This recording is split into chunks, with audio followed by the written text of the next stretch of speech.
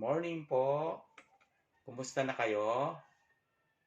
Ang Panginoong Hesus ay napakabuti at napakadakila sa atin pong mga buhay. Nandito naman po tayo sa atin pong araw-araw na new normal. At sa pamamagitan po ng pagsama-sama natin sa FB ay patuloy natin i-meditate ang word ng Lord Jesus at patuloy na atin po siyang parangalan. Patuloy na atin po siyang pasalamatan dahil po sa kanya pong katapatan, kadakilaan po sa buhay natin. Hindi niya po tayo iniiwan, ni pinababayaan. At salamat sa Lord Jesus. Kay Kristo lamang tayo patuloy na sumamba, patuloy na maglingkod, parangalan po siya. Ang atin pong topic sa araw na ito is Jesus is full of grace and truth. Sabi po niya sa John chapter 1 verse 14, at naging tao ang salita at tumahan kasama namin. Nagsasalita po si Apostol San Juan, sabi po niya. At nakita namin ang kanyang kaluwalhatian, gaya ng sa tanging anak ng Ama, puspos ng biyaya at katotohanan. Sabi po ni Apostol San Juan ay nanahan ang Panginoong Hesus kasama. Kasi po, siya yung binabanggit na Word of God at naging tao o nagkatawang tao yung salita. Dati po kasi binabanggit lang ang Lord Jesus at sinasabi lang darating po siya at iligtas niya po ang sangkatauhan, tubusin ng kasalanan, at hindi na lamang po siya salita, kundi naging tao po siya. At tumahan siya na punong-puno ng biyaya at katotohanan. So, yung pong biyaya ng Lord, ito po yung gumawa o yung kagandahang loob ng Diyos. Siya pong gumawa ng ating kaligtasan. Ayon po sa Ephesians, yun po yung unang points natin. Sabi niya ay, by grace, you have been saved. So, sa magitan ng kanyang yung grace, biyaya ng Panginoon. Punong-puno po ang Panginoong Hesus ng biyaya. At sa magitan ng kanyang biyaya, tayo po ay naligtas. Ito po yung katotohanan na binabanggit. Alam po natin na ang Panginoong Hesus, binanggit po siya yung katotohanan, siya yung buhay, siya yung daan. Number 2 po, sa John chapter 8 verse 32. So magitan po ng biyaya ng Lord, binigyan tayo ng tinatawag na freedom. Ano po yung freedom na yon? Yun po yung freedom na hindi na tayo nakagapos sa kasalanan. Hindi na tayo natatanikalaan ng kasalanan, bagkus tayo po ay malaya na piliin ang kalooban ng Panginoon, piliin ang mabuting bagay sa ating mga buhay, piliin na purihin, sambahin ang Lord every day of our life, dahil sinasabi ng Panginoon na sa atin pong mga buhay ay linikha niya tayo para sumamba sa Kanya, para pasalamatan po siya. Ito po yung ninanais ng Lord. This is the freedom. Sabi niya sa John chapter 8 verse 32. Know the truth and the truth shall set you free. At ang truth po dito ay walang iba kundi ang Panginoong Hesus. Kung kilala mo ang Panginoong Hesus, ikaw ay malaya na. Malaya sa anumang sumpa ng sakit karamdaman.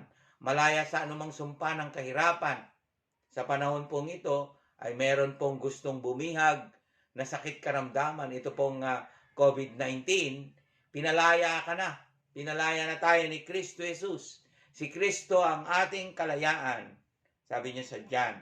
Sabi niya rin sa John chapter 2 verse 11. Pinakita niya po yung kanyang kaluwalhatian, yung grace ng Panginoon. Sabi niya ay, dito po sa ating text ay, nanahan kasama namin, sabi niya ganon, ang kanyang kaluwalhatian. Kaluwalhatian gaya ng bugtong na anak. Yung kaluwalhatian po dito ay kapangyarihan ng Diyos sa buhay ng Panginoong Hesus. Si Kristo ay makapangyarihan sa ating buhay. Katulad po pinakita niya sa John chapter 2 verse 11 nung gumawa po siya ng miracle sa magitan po ng tubig na naging alak. Number 3 po. Number 3 ay yung sa 1 Peter chapter 1 verse 17 nung diniklara. Kitang-kita po nung diniklara ng Amang Diyos na ang Panginoong Hesus ay siya yung minamahal niya at kinalulugdan. 1 Peter chapter 1 verse 17. Kasi po pagka binabanggit natin full of grace and truth, dapat meron po nagte-testify. At ang nag-testify po, nag-declare sa kanya, kay Kristo, ay ang Panginoong Diyos Ama mismo. At sinabi niya, ito ang aking anak na kinalulugdan. Minamahal at kinalulugdan. Dineclare po ng Father God na si Kristo ang siyang anak na kinalulugdan ng Diyos Ama. Dito po sa number 4, so magitan po ng dugo ng Panginoong Hesus nung pumunta po doon sa cross, tayo ay linilinis. Sabi po niya sa 1 John 1:9, sabi niya ay, kung ipapahayag mo ang iyong mga kasalanan, ang Diyos ay matuwid at tapat na linisin ka sa lahat ng iyong karumihan. 1 John 1:9, chapter 1 verse 9. Siya po yung naglilinis sa atin. Bakit po tayo kayang linisin ng Lord? Sapagkat si Kristo, kaya niya tayong linisin sa lahat ng ating kasalanan sapagkat siya ay punong-puno ng grasya at katotohanan. Punong-puno po siya sa kanyang grasya sa ating mga buhay. Kasi po yung life po natin, kinakailangan po natin ng biyaya o grasya ng Panginoon. Actually po yung kaligtasan po natin, ang tawag ko doon ay grasya ng Diyos. Sa pamamagitan ng grasya ng Lord, sa pamamagitan ng grace ng Lord, tayo po ay nangaligtas. At sa pagdating po sa pagkakasala, kasi po pagka nagkasala ka, pwede kang i-condemn ni Satan at sabihin niya, hindi ka na pwede. Hindi ka naligtas dahil nagkasala ka. Pero si Lord ay nag-provide po ng promise sa 1 John 1:9 na kung ipapahayag, yung pong salita pong pagpapahayag ng kasalanan, ito po ay dinidescribe po yung paghingi ng tawad, pagtalikod sa kasalanan. Kasi po, pwede kasing balat kayo lamang yung paghingi ng tawad. Dapat po totoo. Siyempre po, yung biyaya po ng Lord, the Lord Jesus Christ is full of grace and He want to flow. Gusto niyang ipadaloy itong buong biyaya na ito sa buhay po natin. Pero may papadaloy niya ito sa magitan po ng maging buong puso po din natin na pagkilala sa Kanya o pagnanampalataya po sa Kanya.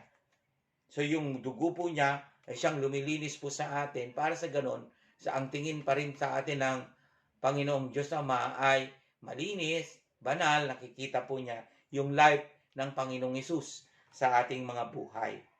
John 3:18, sabi niya po doon ay hindi ka nahahatulan because of the grace of the Lord na siyang nagpatawad, naglinis po sa atin. Hindi ka nahahatulan. John 3:18.